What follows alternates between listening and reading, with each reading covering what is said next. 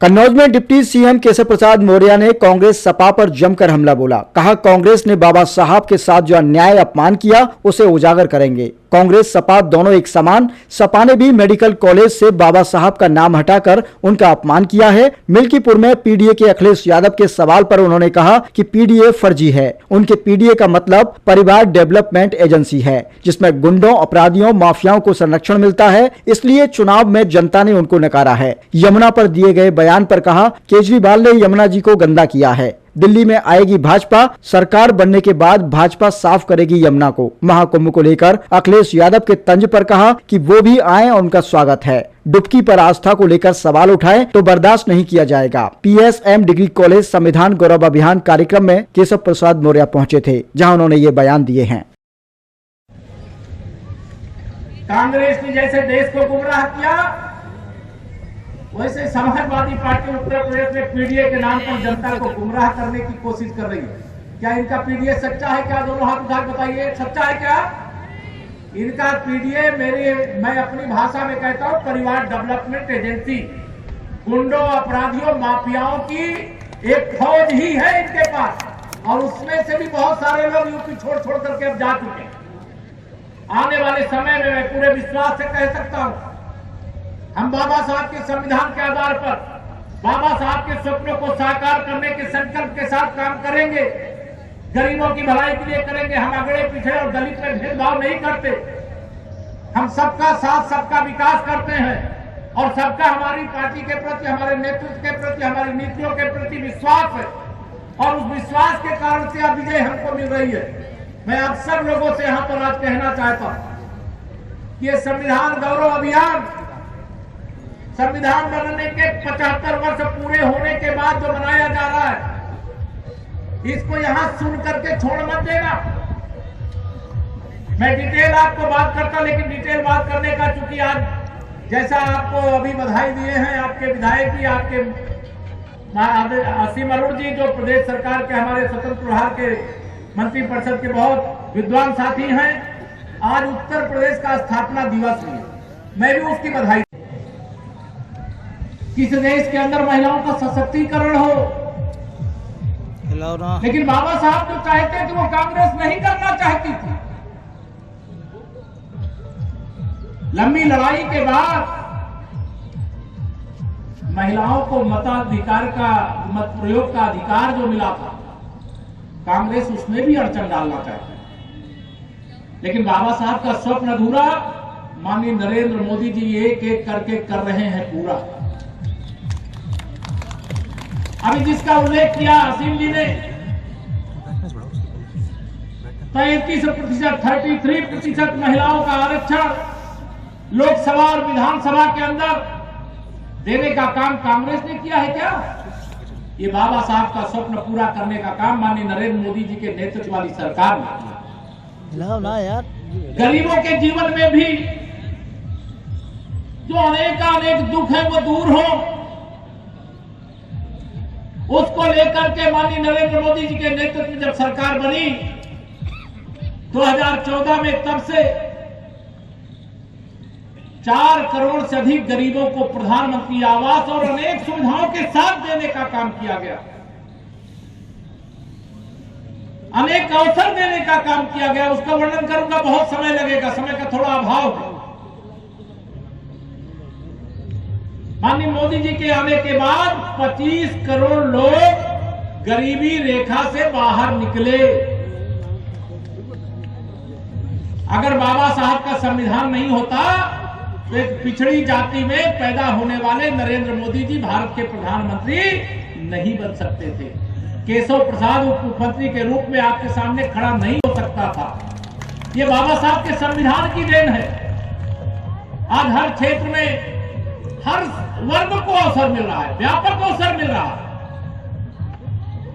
अगर किसी के अंदर आगे बढ़ने की क्षमता है तो उसको आगे बढ़ने का मार्ग प्रशस्त करने की शक्ति जो देने का काम करता है वो बाबा साहब का संविधान करता है।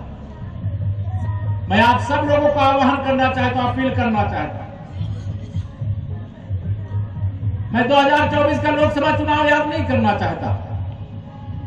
सपा और कांग्रेस की उस समय मिली भगत थी।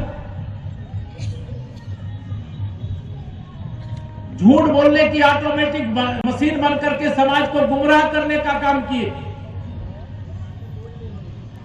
लेकिन गुब्बारे में जो हवा थी वो एक गुब्बारे की तरह फूल गए थे, अहंकार के आकाश में चढ़ गए थे। कुछ सीटें जीत लिए, लेकिन तीसरी बार मोदी सरकार इस देश के गरीबों के कारण, किसानों के कारण, मजदूरों के कारण, वंचितों के कारण, आदिवासियों के कारण, अनुसूचित जाति, पिछड़ी जाति के सबके समर्थन के कारण से वहां पर बनी है। ये लोग बात करते हैं पीडीए की, चलाते हैं परिवार डेवलपमेंट एजेंसी, गुंडों, अपराधियों और माफियाओं का करते हैं संरक्षण। ये बाबा साहब के संविधान का सम्मान नहीं है। जो कमजोरों का साथ ना दे, गुंडों और अपराधियों, माफियाओं का संरक्षण करे, और उसका परिणाम ये हुआ। लोकसभा चुनाव 2024 में ही हुए और 3 राज्यों में विधानसभा के चुनाव जो हुए उसमें हरियाणा तीसरी बार भाजपा सरकार वहां पर बनी। भारतीय जनता पार्टी बाबा साहब के संविधान की पुजारी है, बाबा साहब की पुजारी है। और इसका प्रमाण जब 2014 के 24 के लोकसभा चुनाव में इनके झूठ का दुष्प्रचार का खुलासा हो गया, पर्दाफाश हो गया। पर्दाफाश होने के बाद हरियाणा का विधानसभा चुनाव हुआ। श्री राहुल गांधी जी तो वहां सरकार की, अपने कांग्रेस सरकार की शपथ दिलाने की तैयारी कर रहे थे। श्री अखिलेश यादव जी समर्थन कर रहे थे। लेकिन जब ईवीएम खुली, वहां पर मतदाताओं ने अपने मताधिकार का प्रयोग करके बता दिया कि हरियाणा में जैसे देश में तीसरी बार मोदी सरकार, वैसे हरियाणा में तीसरी बार भाजपा सरकार बनाने का काम किया। गरीबों का समर्थन था, वंचितों का समर्थन था, कमजोरों का समर्थन था। महाराष्ट्र के अंदर भी विधानसभा चुनाव हुए। महाराष्ट्र के अंदर हुए विधानसभा चुनाव में भारतीय जनता पार्टी गठबंधन की ऐतिहासिक जीत हुई। महाराष्ट्र के इतिहास की सबसे बड़ी विजय। जो सपा और कांग्रेस के गुब्बारे में भरी हवा थी, उसे हरियाणा और महाराष्ट्र में निकाल करके बाहर कर दिया। यूपी के अंदर भी उपचुनाव हो रहे थे, 9 सीटों के उपचुनाव हुए थे।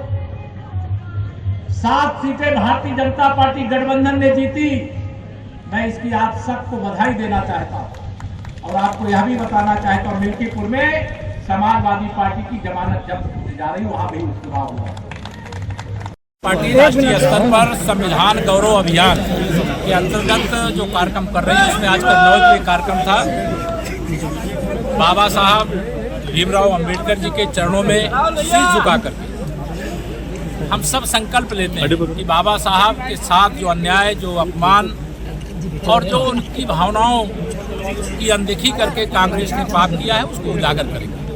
बाबा साहब को भारत रत्न क्यों नहीं दिया, उनको चुनाव में हराने का प्रयास क्यों किया, संविधान सभा का सदस्य बनने से क्यों रोका था, ये सारी चीज़ें हम जनता के बीच में ले जा रहे हैं, आगे ले जाने का काम करेंगे। और मैं स्पष्ट कहूँ कि कांग्रेस और समाजवादी पार्टी में कोई अंतर नहीं। अगर कांग्रेस आज़ादी के तत्काल बाद से बाबा साहब को लगातार अपमानित करने का काम किया, तो समाजवादी पार्टी ने कन्नौज मेडिकल कॉलेज का नाम जो बाबा साहब भीमराव अंबेडकर जी के नाम से था, उसको बदलने का पाप किया था, जिसे भारतीय जनता पार्टी ने फिर से बाबा साहब के नाम से करने का संकल्प पूरा करने का काम किया है। और हम बाबा साहब के सम्मान में भाजपा और भाजपा सरकार सब मैदान में। अखिलेश जी ने कहा है कि मिल्कीपुर में केवल 20% पीडीए के लोग हैं, 80% अदर हैं। उनका पीडीए फर्जी है। उनका पीडीए मतलब परिवार डेवलपमेंट एजेंसी है। गुंडों, अपराधियों, माफियाओं और दंगाइयों का एक गैंग है और उस गैंग को जनता ने नकार दिया। मंत्री क्या अखिलेश से अपील करेंगे कुंभ नहाने की? मैंने खुलेआम किया, मैं सबसे कहता हूं जिनको कुंभ में, महाकुंभ में आकर के स्नान करना है वो आकर के स्नान करें,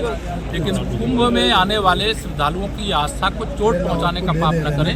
हमें गर्व है कि हम अपनी संपूर्ण मंत्रिपरिषद के साथ महाकुंभ में संगम में डुबकी लगाए, कैबिनेट की बैठक लिए और महाकुंभ 2025 में 2031 में होने वाले अर्धकुंभ की नींव डालने का भी संकल्प लिए, कई फैसले किए। अखिलेश ने एक्स किया है कि जो मथुरा से निकली यमुना है उस पर आप आचमन करके देखें, इस पर आप आजकल कांग्रेस के साथ अखिलेश यादव जी की दोस्ती टूट गई है और केजरीवाल जी से दोस्ती और उस दोस्ती के क्रम में यमुना जी आगरा से नहीं निकलती हैं, इसलिए अखिलेश जी को ये मालूम होना चाहिए।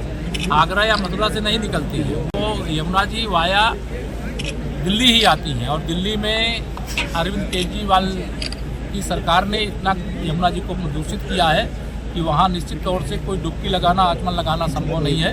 लेकिन 8 फरवरी को वहाँ भाजपा की सरकार बन जाएगी और आने वाली 8 फरवरी, जब अगली 8 फरवरी आएगी, वहाँ डुबकी भी लगाएंगे लोग, आचमन भी करेंगे। क्या आप मानते हैं कि डर लग रहा है भाजपा दिल्ली चुनाव में भाजपा की सरकार बनेगी? क्या आप मानते हैं कि उनको डर लग रहा है जाने से? क्या डर लग रहा है जैसे राम मंदिर का लीक है? नहीं, उनको डर लग रहा है, जनता उनको सबक सिखाएगी।